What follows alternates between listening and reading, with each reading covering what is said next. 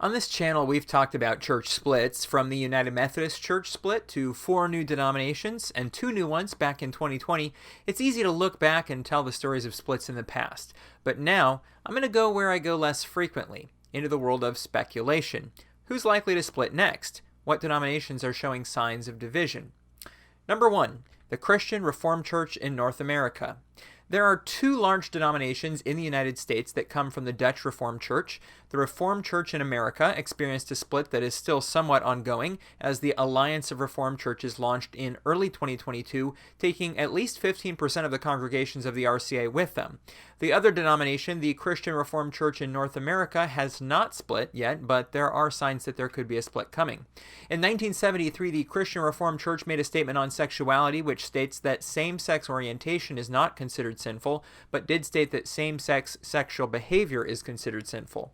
At Synod 2022, they made the following official statement: that Synod affirmed that unchastity in the Heidelberg Catechism question and answer 108 encompasses adultery, premarital sex, extramarital sex, polyamory, pornography, and homosexual sex, all of which violate the 7th commandment. In so doing, Synod declares this affirmation an interpretation of a confession. Therefore, this interpretation has confessional status. In 2021, a human sexuality report was completed for the CRCNA. The 175-page document affirms the same position as before. At Synod 2022, a vote was taken on whether to recommend the report as a useful summary of biblical teaching, and this was done by a 131 to 45 vote, with 2 abstentions. In 2016, Classis Grand Rapids East produced a report on same-sex marriage. Part of what they said was, our study committee members came to the same-sex marriage issue from several perspectives. Some believe that marriage is ordained by God to be between one man and one woman. Others desire to see our LGBT sisters and brothers have the opportunity to experience committed marital relationships. Still others support some portions of each of the above perspectives. In 2020, one of the churches in the classes ordained a woman in a same-sex marriage as a deacon. At Synod 2022, the Christian Reformed Church instructed the congregation to rescind the decision and to nullify the deacon's term. The church refused to do so, and the church council unanimously voted to appeal the CRC's decision. Other churches in the CRC, like Sherman Street Church in Grand Rapids, are also LGBT affirming. The CRC's official denominational university is Calvin University in Grand Rapids. Religion reporter Bob Smetana wrote in March 2022, "The school sponsors a support group for gay students, gave an alumni award to an LGBTQ graduate, and last year saw a gay undergrad elected as student body president." But after a Calvin professor officiated a wedding last fall for an LGBTQ staffer at a campus-based research center, putting both employees in violation of school policy, school leaders tried to resolve the matter quietly. The Center for Social Research, part of the school since the 1970s, was allowed to spin off, and the staffer was able to stay. On November 3, 2022, the Washington Post reported, Christian college votes to keep faculty who dissent on sins of sex. Calvin University's Board of Trustees has allowed a group of faculty members to dissent from a clause in a confession of faith that regards sex outside of heterosexual marriage as sinful, enabling them to continue to work at the Christian school while also respecting their convictions. All of this to say, the Christian Reformed Church is divided on this issue, and time again, these kinds of divisions have led to North American denominations splitting. So the CRCNA is on my list to likely see some kind of splinter within the next decade. And if this isn't what splits them, there's at least one other thing on the table that could lead to a separation of sorts, which is the fact that currently Canada and the US are both under one denomination, and some in the Christian Reformed Church that are in Canada would like to see it formally become a separate denomination. In early 2022, a decision was held on the future of the CRCNA in Canada, and some CRCNA members viewed this as the best way forward. Number 2, the Mennonite Church USA. The Mennonite Church USA has already faced several threatened and actual splits, as discussed in my video on Mennonexit, but it seems that there is still the chance for a bit more. The big deal for a long time in the MCUSA was the membership guidelines, which told pastors to not officiate same-sex marriages. 83% of delegates to the MCUSA's Special Assembly in May 2022 voted to retire those guidelines, but the MCUSA was much more divided on a resolution on LGBTQ inclusion. This resolution, called A Resolution for Repentance and Transformation, said in part, Current policies of Mennonite Church USA do violence to LGBTQIA people by failing to affirm their full God-given identities and by restricting their full participation in the life, ministries, and rituals of the broader church. We commit to follow the leadership of LGBTQIA Mennonites to provide support and resources for LGBTQIA leaders in the church, formalize and publicize policies for MCUSA's executive board, staff, and church-wide program agencies that prohibit the use of sexual orientation, gender identity, or marital status as criteria to restrict a person's full participation in the ministries, activities, roles, and committees at the denominational level. This resolution was in fact passed, but only by a 55.7% vote. Now, there's signs that some of the denomination is thinking about moving on. Leading up to the vote on the LGBTQ resolution, the Ohio Conference announced that they would embark on a year-long review of their affiliation with MCUSA. The conference minister Dick Barrett said, "Many of our pastors and congregational members would have difficulty with the theological emphasis that MCUSA has expressed in its media postings and resources and resolutions, particularly the Repentance and Transformation resolution being brought to the Delegate Assembly in May." That year-long review process began in April 2022, and on March 3 through 4, 2023, the conference will make a decision on whether to stay or leave MCUSA. In July of 2022, Mosaic Mennonite Conference, a larger conference affiliated with MCUSA, announced they too would be evaluating whether to remain in the Mennonite Church USA.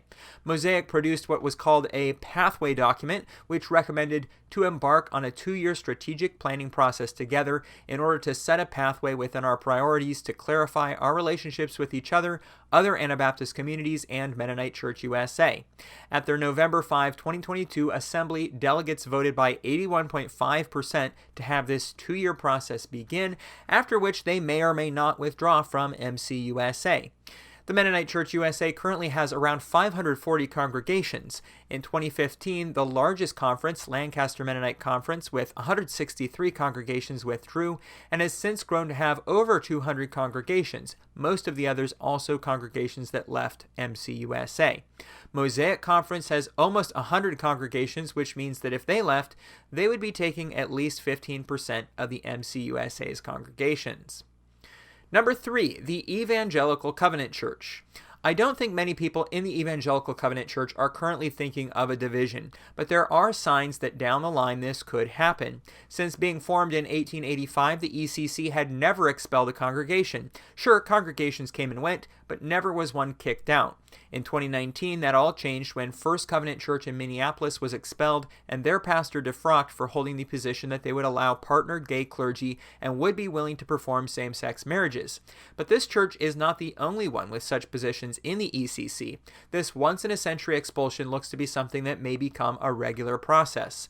Awaken West 7th in St. Paul, Minnesota says on their website, "We welcome and invite LGBTQ+ persons to participate at all levels of church life, partaking of the sacraments, serving in ministry, joining in partnership, membership, and holding leadership roles. Because of our current lease, we are unable to host same-sex weddings in our building, but we will work with couples to find a space where they/we can celebrate their vows and commitments to one another." Quest Church of Seattle, Washington is another covenant church that has an affirming position toward LGBT relationships.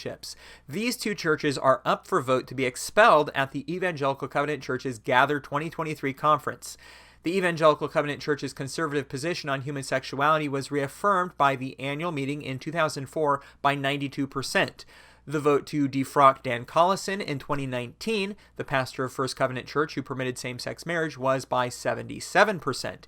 That seems to indicate that there is a minority group of churches, possibly a growing one, that are more open to LGBT inclusion than the majority, and this kind of thing has led to splits in other denominations. Right now, churches that publicly reveal an open and affirming stance face expulsion, and others who hold that position or seek a third way are leaving on their own, like Artisan Church in Rochester, New York, and Restoration Covenant Church in Redlands, California, both of which withdrew and were removed from the ECC roster in 2022.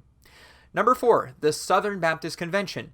The Southern Baptist Convention is not unfamiliar with splits. Most recently, in 1991, the Cooperative Baptist Fellowship formed and then exited the SBC to be its own denomination in 2002.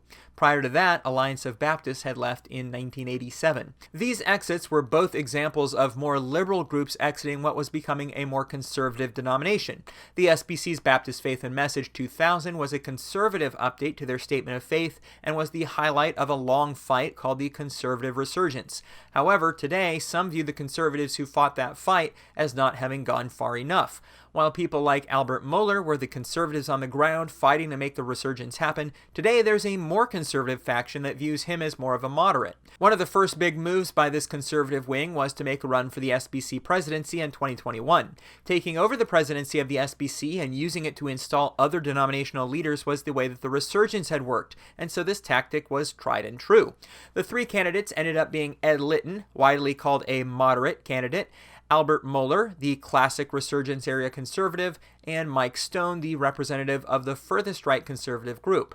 After the first ballot, Stone was in first place with 36%, Litton in second with 32%, and Mohler third with 26%. A majority is required, so Mohler was out, and it went to a runoff between Litton and Stone, and Litton won that battle with a 52% majority. The conservative wing had very vocal critics of Litton that year over things like his view on critical race theory and a plagiarism scandal. Litton declined to run for a second term, and 2022 was the second round. This time, there were two main candidates and a couple also-rans. The far conservative group had Tom Askell, president of the Reformed Baptist group Founders Ministries, and his opponent was Bart Barber, who is a bit of a coalition candidate that pulled from both Litton-style moderates and Mohler-style classic conservatives. After the first ballot, Barber barely missed the majority with 48% to Askell's 34%, and in the runoff he secured a strong mandate with 61% to 38%. Founders Ministries, which formed in 1982, and the Conservative Baptist Network, formed in 2020, have been the face of this most conservative edge of the SBC, and now their side has lost the last two elections. The big issues that would drive an SBC split are not that its churches are ordaining LGBT clergy or having same-sex marriages. That has happened, but on a very small scale, and the SBC has expelled congregations with pretty much no controversy within the denomination. Rather, the question of women pastors, which the SBC disallows but still seems to be happening in a few cases, and how they handle sex abuse cases and critical race theory are the driving issues. When these issues were not at the forefront, Calvinism has also been a dividing issue in the SBC. Right now, the Calvinists in Founders Ministries and the not necessarily Calvinists in the Conservative Baptist Network are friends, fighting together against the moderates. But some conservatives are concerned about the growing influence Calvinism has, especially in SBC seminaries. In a 2013 poll, 60% of SBC pastors somewhat or strongly agreed when asked if they were concerned about the influence Calvinism has in the convention. All this to say, either the CBN or Founders Ministries or both could eventually call for an exit from the SBC if they viewed these fights as losing battles. Right now, they're avoiding any appearance of being schismatic, and they are focused on reforming from within. But reformations can sometimes lead to new denominations forming. You get me? On that note, the Catholic Church itself is also facing a potential schism. I discussed that more in this video. Click through to watch.